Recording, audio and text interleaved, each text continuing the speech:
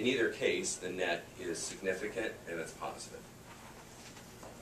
So based on those factors that we reviewed, as well as all the other materials that we reviewed and the models that we conducted, and the due diligence and all the work that we did, and our consultation with all staff and the multiple reviews of our methodology, we do believe that the arc encounter meets the criteria identified by the KTVA.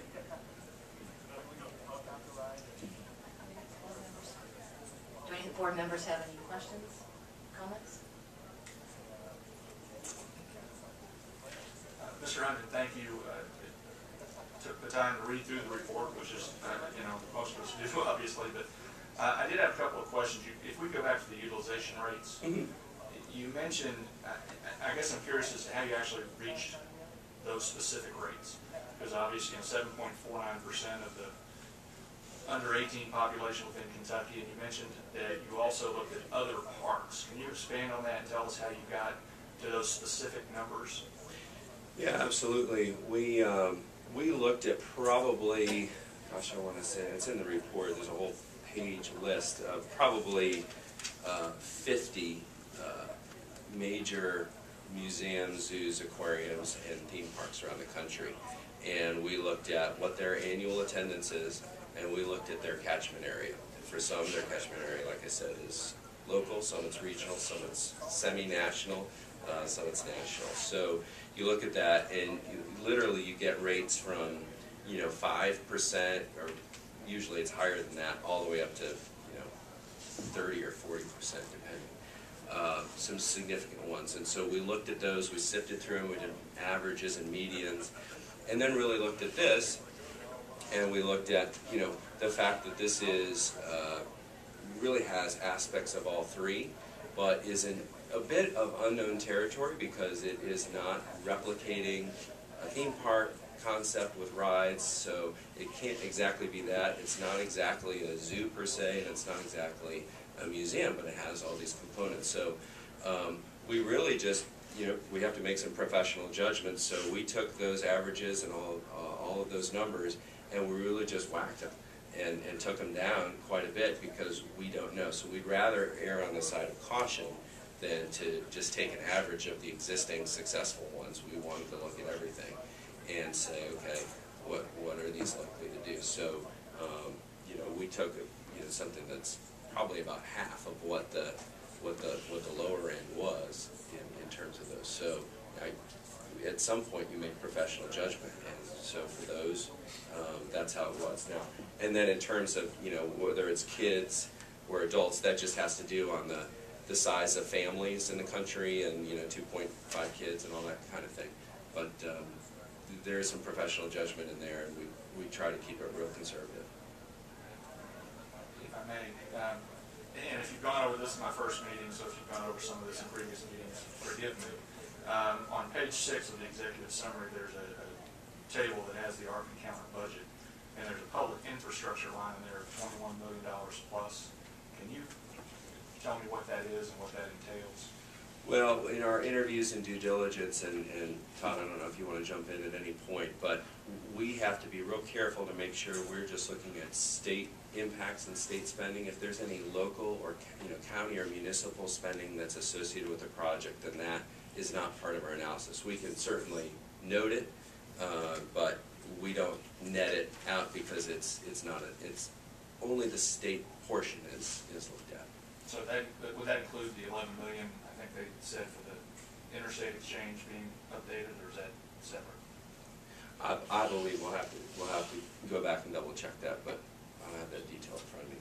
Okay. And actually, the applicant's here, so they can probably answer that too. Okay. And I'm sorry, this will be maybe my last question. Maybe my last meeting too. One of the line items in there on the net impact was I believe it's about $164.5 million, just under $165 million on hotel development. Mm-hmm. Is that a number that you came up with? Can you explain that a little bit? That seems incredibly high to me, considering we're at about a 50 or 60% occupancy right now. I know in Williamstown there's not a lot. That still seems really high when we've got a lot of our cities fighting to fill those vacancies. And would ask if it's a realistic number, but can you explain that a little Sure, bit more? absolutely. There are quite a bit of analysis actually went into that, and I'll try to keep it as, I guess, explainable as I can without getting too deep in the weeds. But essentially what you look at is, what are the number of room nights that are going to be generated by this number of people coming?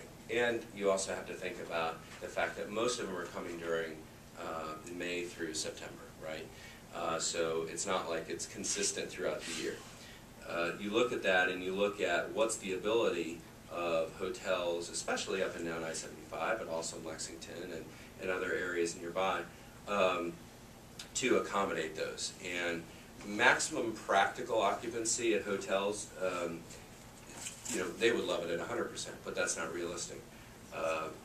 Once you start to hit the high 60s to low 70s, depending on the type of hotel it is, some can operate effectively in the, you know, the upper 70s to 80, like a Courtyard by Marriott.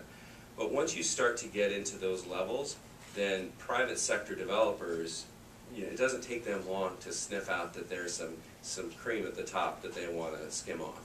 And so new hotels, whether, you know, it's the private sector market, they will say, hey, all these hotels in the area are running over 72%, when a year ago they were doing 55. So once they hit that, they can get loans for new hotels. And so you won't ever fill all your hotels up that you want to, and the ones closest to the site will be the most impacted positively, but also negatively. The winter months are not going to be great for them. So we looked at the ability of the existing stock of hotels kind of in the north central Kentucky area, both Louisville, northern Kentucky, and north central Kentucky, to accommodate the additional demand.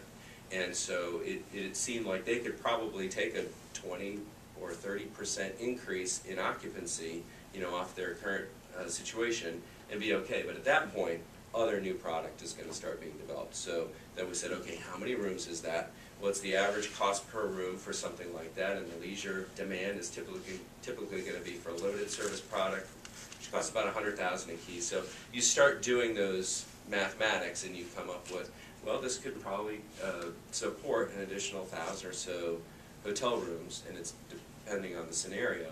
And so you just run the math out, and that's what you get to. So, and we've seen that. We looked at other parks that have performed over time at these levels of attendance, and you see the cluster of hotels that have developed around them. And so we felt like this was a pretty reasonable, rational, and supportable number. Actually, I have a question too. In the executive summary, and first of all, you all did a very thorough job, so I appreciate the level of effort that went into the final report, and I actually appreciate this whole project in terms of the size and the impact, I think, the positive impact I think it can have in the Commonwealth. My question is that one of the bullet points is having a strong balance sheet and strong ownership, and when we reviewed the initial report, it seemed like there was a phenomenal business case. There's one comment here that kind of raised my eyebrow, though. It says, while reserve funds are part of the budget, there is some concern about the depth of capital available to the project sponsors. And it wouldn't necessarily concern me because we don't pay out the sales tax incentives unless they do well, right. Except for if there's going to be money spent on widening that interchange that's coming out of the Commonwealth's budget, if you will. So that's like my only concern. If there's going to be money spent, that's not the development's money. That is there any concern about having this access to potential capital? Absolutely, and it's a question that we discussed as recently as yesterday. And so what we determined is, you know, they're doing their fundraising, right, and they want to have groundbreaking as soon as in the summer or this fall if they can raise all their funds. But we don't believe that the Commonwealth is going to spend their money until there's full financing of the project. So, you know, we can't say what the finances of the sponsors are going to be 5 or 10 years from now, but unless, you know, but for the shovel in the ground on the project, we don't believe that the Commonwealth, and we would recommend that the Commonwealth take a start on that interchange. Any other questions?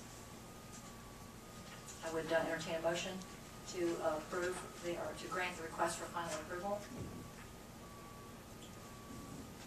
I'll make the motion. Do I have a second? Second. All those in favor say aye. Aye. Aye. Any opposed? Abstentions? Motion carries. Mike Zobath, I don't know if you, with the gentleman, I don't know if you have any comments to make? Madam Secretary, no, I appreciate the detail that Rob and his group went into to develop the whole study. We've reviewed everything and I'm pleased with that. And I want to thank Tourism and Fiscal Authority for your wisdom in creating our program. So I appreciate that. Thank you. We look forward to the project. So well, I have to apologize. I have to go. I've got a fundraiser in Atlanta and I've got to get out of here Okay, quickly or soon. So thank you.